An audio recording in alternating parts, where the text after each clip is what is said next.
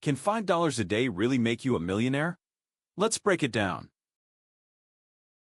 That daily $5 coffee? It adds up to $150 a month, or $1,800 a year. If you invest that money at a 10% annual growth, guess what? It can become over $1 million in 40 years. Small choices every day create huge results over time. It's not magic, it's math. Now, I'm not saying to give up your favorite coffee. That's not the goal here. It's about understanding your habits and making shifts that build wealth. Remember, small leaks can sink ships. Those daily expenses can really add up. But don't fret. Small savings can build your financial fortress. So, what will your coffee habit teach you? It's all about making informed choices. Start building your wealth one habit at a time.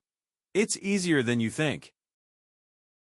Join our community and unlock more smart money habits.